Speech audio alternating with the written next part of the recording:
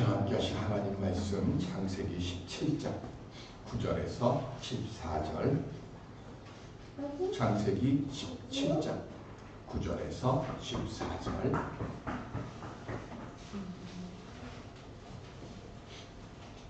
하나님이 또 아브라함에게 이르시되 그런즉 너는 내 언약을 지키고 내 후손도 대대로 지키라.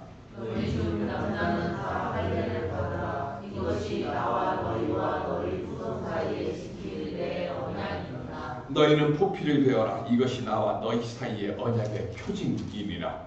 너희의 대대로 모든 남자는 집에서 난 자나 또는 너희 자손이 아니라 이 사람에게서 돈으로 산 자를 막론하고 난지 8일 만에 할례를 받을 것이다. 너희 집에서 난 자든지 너희 돈으로 산 자든지 할례를 받아야 하리니 이에 내 언약이 너희 살에 있어 영원한 언약이 되려니와 할례를 받지 아니한 남자 곧 그 포피를 베지 아니한 자는 백성 중에서 끊어지리니 그가 내 언약을 배반하였음이니라. 아멘. 복의 응답 그리고 복된 하루하루의 삶을 살아가는 우리 모두가 될 수 있기를 주님의 이름으로 축원드립니다.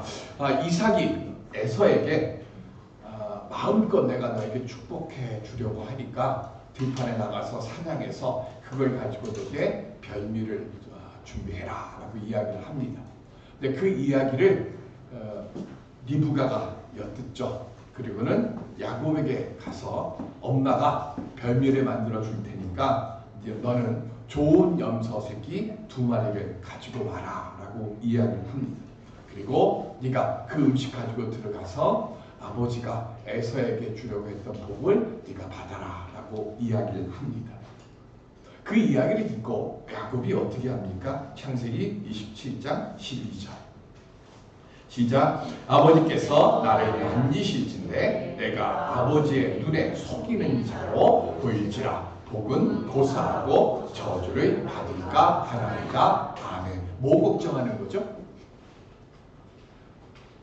어떻게 죄를 짓습니까? 이 얘기를 하는 게 아니라 아버지에게 들킬 것을 걱정하는 거예요. 그리고 어떻게 합니까? 아버지를 속여요. 그리고 에서가 받을 장자의 복을 대신 가로채서 받습니다. 그런데 야곱이 아버지 이삭을 속일 때 어떻게 했었을까요? 염소 새끼의 털을 가르고 두르고, 그죠? 그리고 형 에서의 옷을 대신 입고 그렇게 해서 아버지의 눈을 속였어요. 그런데 세월이 훨씬 지난 뒤에 야곱이 자기의 자식들에게 똑같은 방법으로 속임을 당합니다. 어떻게 속임을 당하죠?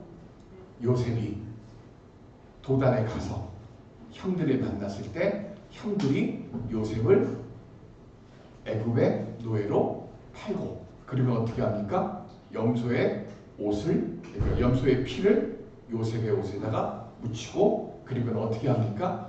자기는 그래도 아버지를 속이기만 한 것으로 끝이 나는데요. 야곱은 몇십 년을 어떻게 합니까? 가장 사랑하는 아들 요셉이 죽은 줄 알고 산 것으로 그렇게 더 크게 아픔을 당하죠. 우리가 창세기에서 이 말씀이 있는 이유는 하나입니다. 죄는 범한 대로 받는다는 거예요. 그러니까 죄를 범하지 말라라고 하는 것에 대해서 첫 번째 각성시키는 말씀이 그 이야기고요. 그 다음에 요셉하고 야곱의 차이가 나옵니다. 진정한 복을 받은 요셉은 어떻게 더 진정한 복을 받았을까요? 창세기 39장 12절 39장 9절 시작. 이 집에는 나보다 큰 이가 없으며 주인이 아무것도 내게 금하지 아니하였어도 금한 것은 당신뿐이니 당신은 그의 아내이니라. 그런즉 내가 어찌 이 큰 악을 행하여 하나님께 죄를 지으리까. 아멘. 요셉은 뭘 걱정하는 거죠? 들킬까 걱정하는 게 아니라 하나님께 죄를 범할 것을 걱정하는 거예요. 여기서 요셉하고 야곱의 결정적인 차이가 있죠. 보디발의 아내가 유혹할 때 그는 하나님께 죄를 범할 것을 두려워합니다. 그리고 이 일로 누명을 쓰고 감옥에 들어가서 억울한 옥살이를 하게 되죠. 그리고 감옥에서 술 맡은 반원장의 꿈을 해몽해 준 뒤에 2년 후에 바로가 또 꿈을 꾸죠. 7년 풍년, 7년 흉년의 꿈을 요셉이 해몽해서 그 다음 어떻게 되죠? 벼락 승진을 합니다. 죄수에서 애국 최고의 대신의 자리로 올라갑니다. 우리는 죄의 유혹에 많은 세상을 살아갑니다. 원래 오늘 졸업생을 꼭 데리고 오겠습니다 해서 오늘 졸업예배로 해서 말씀을 준비를 했었는데 어제 저녁에 오늘 당직이라서 못 온다고 또 연락이 와서 졸업생들에게 권면해주고 싶은 말은 바로 그 얘기죠. 수없이 많은 유혹들이 내게 옵니다. 그때 우리는 야곱처럼 살 것인지 아니면 요셉처럼 살 것인지. 듣길 것을 염려하면서 마음 졸이는 삶 살지 말고요. 요셉처럼 죄를 범할 것을 두려워하면서 당당하게 바른 길을 걸어가는 오늘 우리들이 되어져야 합니다. 오늘 그렇게 우리가 살아가고자 할 때 요셉을 높여주셨던 하나님의 도우심이 반드시 우리를 지켜주시고 보호해주시고 또한 이끌어 주실 줄로 믿습니다. 오늘 그 은혜의 복된 삶의 길을 걸어가는 오늘 우리 모두가 될 수 있기를 주님의 이름으로 간절히 기원 드립니다. 그럼 어떻게 하면 그런 길 걸어갈까요? 아브라함은 86세에 이스마엘을 얻었습니다. 75세에 큰 민족의 조상이 되게 해주겠다는 약속의 그 말씀 하나 듣고 가나안 땅에 들어갔는데 10년이 지나도록 사라가 임신을 하지 못합니다. 그리고 또 지난 시간에 말씀드렸잖아요. 10년이 지났습니다. 그러면 10년이 지났는데 이 정도 됐으면 자기 이름으로 된 집 하나 있어야 될 거 아니에요. 그런데 아브라함은 자기 이름으로 된 땅 한 마직이 없어요. 얻은 게 아무것도 없어요. 그냥 하나님으로부터 얻은 건 딱 한 가지예요. 네가 지금 보이는 이 땅 네 후손에게 주겠다라고 하는 말씀 하나밖에 없어. 얻은 게 하나도 없는 그 상황에서 인간적인 방법을 택하죠. 그래서 어떻게 합니까? 사라의 몸종이었던 애굽 여인 하갈을 통해서 아들을 낳습니다. 그 아들의 이름이 이스마엘이죠. 그리고 99세가 됐던 창세기 17장이 아브라함이 99세가 되는데 그러니까 이스마엘이 86세에 얻었고요. 13년 동안 하나님께서 아브라함에게 아무 말씀이 없으셔요. 그러다가 갑자기 17장에 13년이 지난 뒤에 하나님이 나타나셔요. 그리고는 나타나셔서 이렇게 말씀하십니다. 17장 1절 시작. 아브라함이 99세 때에 여호와께서 아브라함에게 나타나서 그에게 이르시되 나는 전능한 하나님이라 너는 내 앞에서 행하여 완전하라. 아멘. 이스마엘을 낳은 뒤 13년 동안 아무 말씀을 하지 아니하시다가 갑자기 툭 하고 나타나셨어요. 그러면 이 13년 동안 하나님께서 아브라함에게 아무 말씀이 없으셨으니까 아브라함의 입장에서는 어떻게 생각할까요? 하나님이 내 상속자로 이스마엘을 인정하셨나 보다 이렇게 생각할 것 아니에요. 왜 그럴까요? 자, 창세기 오늘 그 말씀을 드리겠지만 창세기에는 3번의 언약이 나옵니다. 첫 번째 언약이 뭐냐면 창세기 15장이에요. 내가 밤과 하늘에 저 수많은 별들처럼 네 후손들이 저렇게 많게 해줄 것이다 라고 했고 그 말씀을 아브라함이 아멘으로 받으니까 하나님이 그것을 보고 의롭다 여기셨어요. 그리고 이 가나안 온 땅은 너의 후손에게 줄 것이다 그랬어요. 그리고 400년 동안 노예 생활을 할 것이지만 내가 그들을 불러내서 이 땅의 주인이 되게 해주시겠다. 그 약속이 이루어지는 첫 번째 복의 언약이 창세기 15장이에요. 그런데 그 복의 언약을 맺기 전에 하나님이 나타나셔서 내가 너로 큰 민족의 조상이 되게 해주겠다 그랬더니 아브라함이 뭐라고 얘기하는가 하면 지금까지도 자식이 없는데 하나님 아유 됐습니다. 이 다메섹 사람 엘비에셀이나 내 참속자가 되게 해주십시오라고 이 말씀을 드릴 때 하나님 뭐라고 말씀하시는가 하면 아니 네 몸에서 난 씨가 너의 참속자가 될 것이다 그랬어요. 근데 이스마엘을 낳았어요.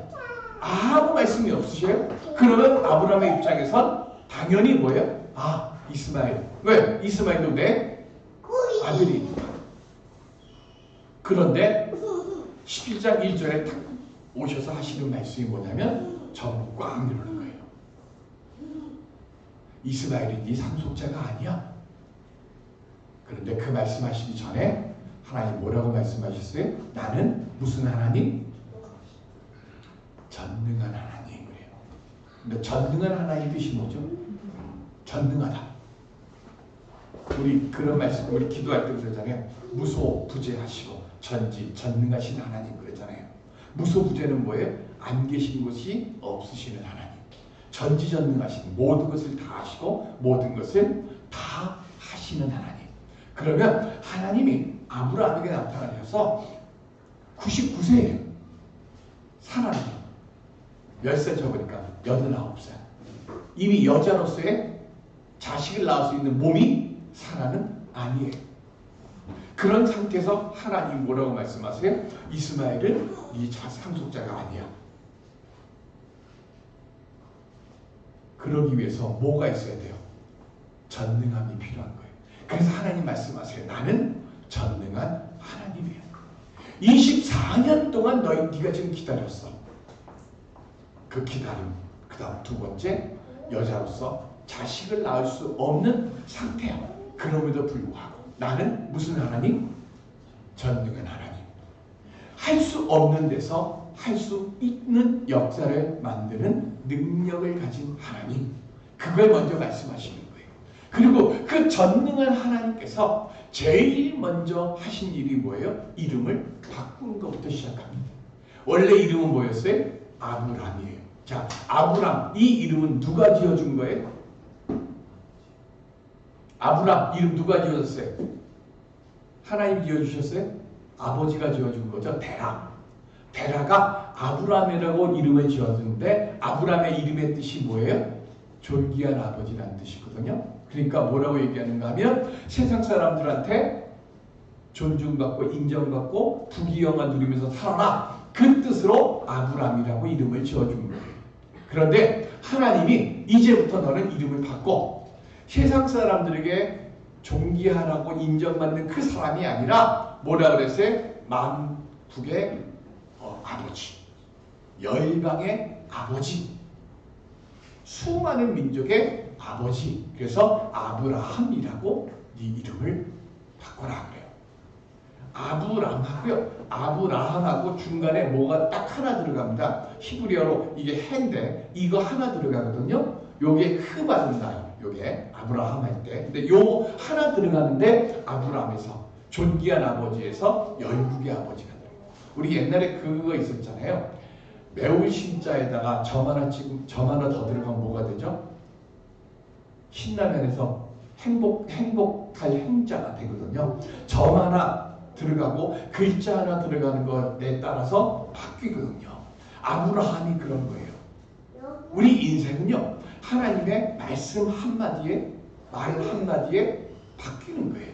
그걸 전능한 하나님이 지금 먼저 보여주신 시작이 아브라함에서 아브라함으로 바꾸시는 그것으로 지금 하나. 두 번째, 그렇게 하면서 뭐라 그랬어요? 너와 내 후손에게 이 가나안 온 땅을 주어서 영원한 기업을 내가 줄게. 그런데 영원한 기업을 네가 받기 전에 나에게 해야 할 게 하나 있어. 그게 뭐라 그랬어요? 새로운 언약을 만들어야 돼. 그 새로운 언약의 표징으로 뭘 하라 그래요? 할례를 하라 그래요. 왜 할례를 하라고 말씀하십니까? 아브라함하고 사라가 자신들의 판단으로 13년 전에 하나님의 도우심이 아닌 자신들의 힘으로 아들을 얻었어요. 그죠? 자, 하나님은 그 방법을 원하지 않으셨어요. 하나님 뭐 하신 거예요? 하나님의 방법으로 아들을 주시겠다고 약속을 하신 거예요. 그러면 아브라함의 입장에서는 뭐 하는가 하면 우리 입장에서 보면 저도 마찬가지지만 13년 기다렸잖아요. 그리고 아내도 지금 뭐 하는 거예요? 더 이상 있으면 지금 그 나이도 못 나요. 그죠? 부르심 받았을 때 사라의 나이가 65세였어요. 65세에 어떻게 애를 낳습니까? 말도 안 되는. 근데 거기다가 12년이 지났어요. 사라 나이 77세예요. 당연히 못 나이 거 아니에요. 그러면 어떻게 돼요? 이러다가 우리 감은 끊어진다. 이게 당연히 지극히 인간적인 생각 아닙니까? 그래서 뭐예요? 그러면 뭐 하는 거예요? 할 수 있는 방법을 찾아야죠. 할 수 있는 방법으로 한 게 뭐예요? 그 당시만 해도 여종이 애를 낳으면 그 여종이 낳은 아들은 누구의 아들이 돼요? 주인의 아들이 되는 거예요. 그러니까 낳은 것은 하갈이 낳지만 누구의 아들이 되는 거예요? 사라의 아들이 되는 거예요. 그리고 아버지는 누구예요? 변함없이 아브라함이잖아요. 그러니까 인간의 방법으로 할 수 있는 게 바로 그거예요. 근데 하나님의 입장에서 보면 왜 내가 너에게 주겠다고 약속을 했는데 전능한 하나님의 이 말씀을 너희들은 왜 기다리지 못하느냐는 거예요. 그래서 뭐 하라고요? 포피를 잘라낸 거예요. 어리석은 판단과 어리석은 생각을 하나님 앞에서 잘라내어 버리라고 하는 겁니다. 그거를 로마서에서는 이렇게 얘기합니다. 로마서 8장 13절 시작. 너희가 육신대로 살면 반드시 죽을 것이로되 영으로서 몸의 행실을 죽이면 살리니. 이걸 뭐라고 그래요? 마음의 할례라고 그래요.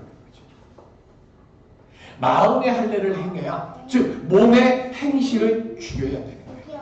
아브라함에게는 지금 뭘 한 거예요? 육신의 할례를 말씀하셨지만 육신의 할례를 명하심과 동시에 뭘 한 거예요? 마음의 할례까지 같이 명하신 거예요. 그래서 어리석은 몸의 행실을 죽이면 전능하신 하나님의 능력이 온전히 너희의 삶 속에서 임하시고 역사하게 될 것이야. 그런데 그건 지금 너희의 불신이 그걸 가로막고 있는 거야. 그러니까 그 불신의 포기를 뭐 하라고요? 제거하라는 거예요. 그리고 제거하고 온전히 전능하신 하나님의 능력을 받아들일 마음을 준비하라는 겁니다.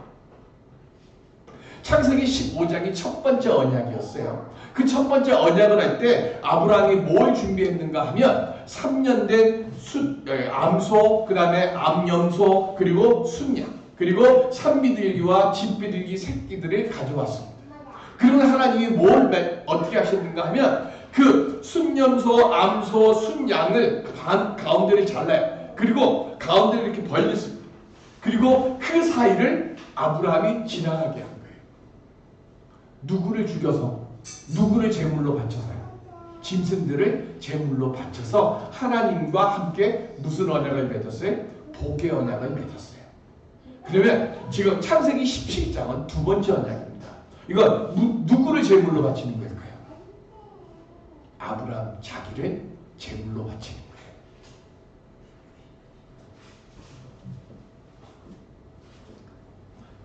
아브라함의 생각과 그리고 몸의 행실을 하나님 앞에서 죽이고 자신이 제물로 드려질 때, 그때 전능하신 하나님의 약속이 내 삶 속에서 응답되어지는 거예요.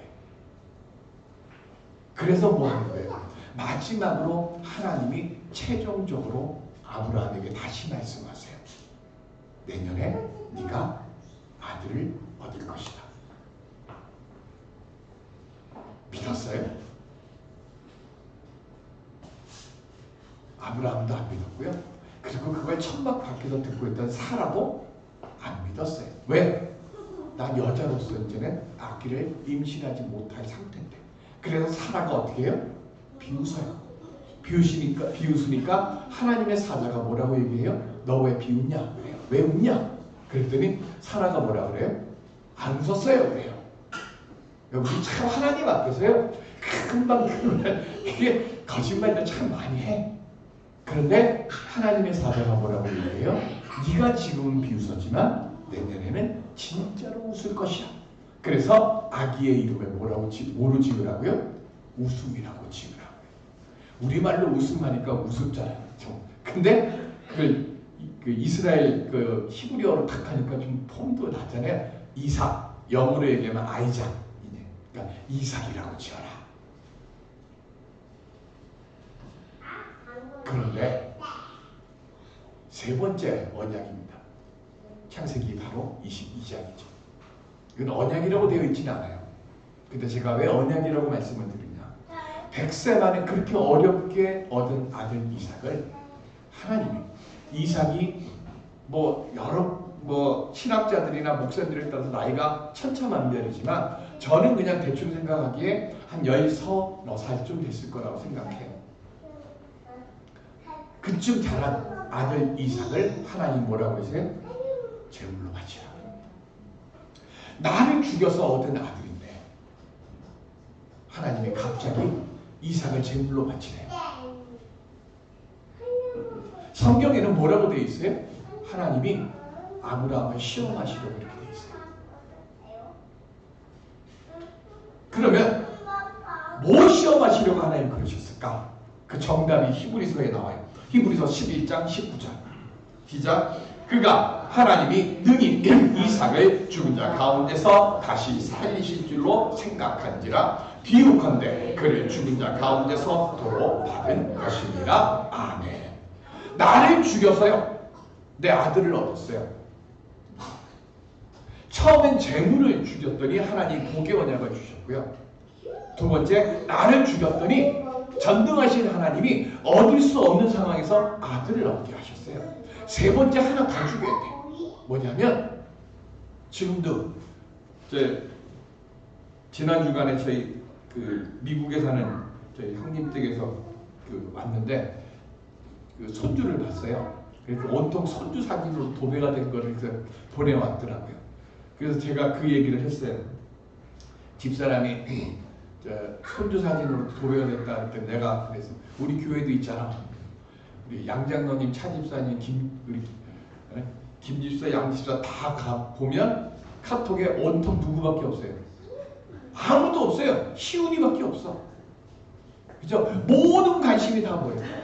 제가 또 수원에서 갖고 온 안경 딱 쓰니까 전부 다 그거에 너무 이러잖아요. 그렇게 10몇 년을 키웠어. 어쩌보면 하나님보다 이삭을 더 귀하게 여기고 있을지 몰라. 네가 네 목숨보다도 아깝다고 하는 그 이삭, 그것보다 나를 더 믿느냐? 우리가 마지막으로 넘어서야 될 시험이죠. 근데 그거 너무 어렵잖아요. 근데 우리는 못하지만 아브라함은 할 수 있어요. 왜요? 전능한 하나님이시다. 체험했으니까. 내가 죽어서 내 아들을 얻었으니까 이 아들도 죽여도 하나님이 어떻게 해요? 약속의 아들이잖아. 이 아들을 통해서 뭐 한다고 그랬어요? 바닷가의 모래같이 하늘의 별같이 많은 후손들을, 이 아들의 후손들 중에 수많은 열국의 왕들이 나게 해주시겠다고 하나님이 약속하셨잖아요. 그러니까 뭐 하는 거예요? 마지막 언약이 뭐예요? 내가 가장 소중히 여기는 것까지도 하나님 뒤로 놓겠다고 하는 거예요. 그렇게 되면 내가 영원히 너를 복의 조상으로, 복의 근원으로 내가 너를 이끌어줄게.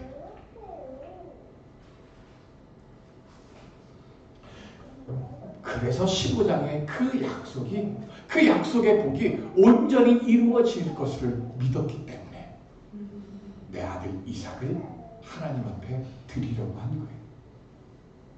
이 믿음이 삶으로 나타나는 게 뭡니까? 그게 순종이에요. 그리고 그 순종의 모습으로 바울이 우리에게 말씀합니다. 로마서 12장 2절. 시작. 너희는 이 세대를 본받지 말고 오직 마음을 새롭게 함으로 변화를 받아 하나님의 선하시고 기뻐하시고 온전하신 뜻이 무엇인지 분별하도록 하라. 아멘. 그 앞에 1절에 뭐가 나와요? 예배는 뭐라 그랬어요? 우리를 산제물로 드리는, 그게 영적 예배니라 그랬어요. 우리를 산제물로 드리면 하나님이 기뻐하시는 산제물로 우리가 드릴 때 그리고 그런 마음으로 그런 믿음으로 예배를 드릴 때 그 삶이 하나님이 기뻐하시는 뜻을 쫓아가는 삶이 될 것이고 하나님이 기뻐하시는 뜻을 쫓아가는 삶이 되어질 때 창세기 15장에 아브라함이 주던 그 언약, 복의 언약의 약속이 오늘을 살아가는 오늘 예수 그리스도 안에서 살아가는 우리들에게도 똑같이 언약의 상징으로 언약의 선물로 우리에게 주어지신다는 거죠. 그러니까 우리가 예배를 드려야 되는 거고, 그러니까 우리가 예배를 사모해야 하는 거고, 그러니까 우리가 기도해야 하는 거예요. 이 세대는 육신의 뜻을 쫓으며 산 세대입니다. 그래서 말씀에 순종하고 세상의 방법이 아닌 하나님의 방법으로 주시는 복과 능력을 쫓아서 우리가 살아가고자 할 때 하나님께서 약속해 주신 언약의 복을 온전히 우리 모두에게 허락해 주실 줄로 믿습니다. 오늘 본문 12절에 보면요, 하나님께서 난 지 8일 만에 할례를 받아라 그랬어요. 그런데 의사들이 의학적으로 연구를 해봤어요. 그랬더니 아이가 태어나면요, 생후 8일째 되는 날이 혈액 응고가 가장 빠르게 되는 날이래요. 아이가 태어나서 3일이 되면 이 혈액 응고시키는 물질이 뭐냐면 프로토르민이라고 하는 건데요. 이게 성인의 3분의 1밖에 안 된대요. 그런데 8일이 딱 지나면 성인의 110%가 된대요. 그러니까 더 어른들보다 더 빨리 혈액의 응고가 일어나는 거예요. 그래서 사람들이 얘기합니다. 야, 옛날 사람 성경 이거 쓸 때 이런 의학적 상식도 없었는데 어떻게 난지 8일 만에 할례를 받으라고 했을까라고 이 얘기를 해요. 자, 질문 하나 할게요. 하나님이 이런 의학적인 사실을 아시고 8일 만에 8일째 되는 날 할례를 하라고 아브라함에게 지금 명령하셨을까요? 아니면 생후 8일째 되는 날 할례를 시키려고 하나님이 이 세상에 사는 남자들에게 8일째 되는 날 혈액 응고가 가장 잘 되게 만드셨을 거예요. 정답은 우리 알죠? 그죠? 우리는 자꾸 뭘 하는가 하면요, 야, 하나님이 신통하게 어떻게 그렇게 만드셨을까 이렇게 생각해요. 아니에요. 언약은요 뭐예요? 하나님이 계획해 놓으신 거예요. 우리는 다 뭐라 그랬어요?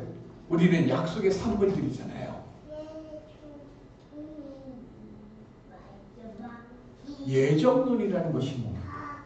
그렇게 되도록 하나님이 만들어 놓으신 거예요. 근데 우리가 자꾸 그 뭐예요? 하나님이 만들어 놓으신 그 언약을 우리가 자꾸 뭐예요? 벗어나려고 하니까 문제가 되는 거예요. 근데 노아의 방주에 몇 명이 탔죠? 노아 부부, 그 다음에 노아의 셈, 함, 야벳의 부부, 그럼 몇 명 탔어요? 8명 탔잖아요. 8은 무슨 숫자예요? 구원의 숫자예요. 왜 하나님이 8일째 되는 날 할례를 하라고 하셨을까? 아까 말씀드렸잖아요. 할례는 뭐 하는 거라고요? 내 무능함을, 내 어리석음을 하나님께 배워내는 거라고요. 그래서 뭐 하라고요? 온전한 하나님의 사람으로 모든 이스라엘 백성들은 택함 받게 하시려고 하나님 그렇게 하신 거라고. 하나님은 전능하신 하나님이세요. 그러면 하나님이 말씀으로 우리에게 주신 것들은요, 우리 눈으로 볼 때는 어리석어 보여도요, 뭐 하신 거예요? 하나님은 반드시 이루시는 거예요. 그래서 제가 말씀드립니다. 무언가 우리가 일을 할 때 내 머리로 계획하지 마시고요, 먼저 주님께 말씀을 보여달라고 기도하고, 그리고 주시는 그 말씀 붙잡고 기도하고, 그리고 그 기도를 통해서 전능하신 하나님께 모든 것을 다 뭐하라고요? 내어 맡기시라고요. 우리 딱 한 가지만 하면 돼요. 주님께 모든 것을 맡기라고. 맡기라는 뜻이 뭐라고 했어요? 집어 던지고 돌아오지 말라는 거예요. 하나님께 던져놨으면 전능하신 하나님이 알아서 하시는 거예요. 오늘 우리가 약한 게 뭐예요? 전능하신 하나님이라고, 무소부재하신 하나님이라고, 전지전능하신 하나님이라고 말로는 이야기하는데 전능하신 하나님에게 전능하신 능력을 사모하는 그리고 매어 달림이 오늘 우리가 없어졌어요. 오늘 내게 있어서 이삭이 무엇이 있습니까? 오늘 내게 있어서 내가 죽어야 될 할례 받아야 될 것이 무엇이 있습니까? 오늘 우리 주님 앞에 다 내려놓으십시오. 그리고 주님께서요 이삭을 내어드렸을 때 하나님이 살려주셨다는 약속의 그 모습을 뭐로 보여주셨어요? 십자가에서 예수님께서 우리의 모든 것을 다 짊어지시고 죽으셨어요. 그리고 부활하심으로 죽은 이삭을 하나님께 드리면 하나님이 살리신다는 표징도 다 주셨잖아요. 이제 우리가 할 것은 한 가지밖에 없습니다.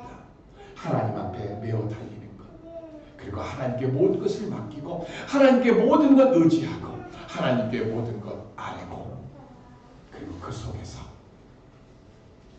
그가 채찍에 맞음으로 너희가 나음을 입었느니라. 믿으십니까?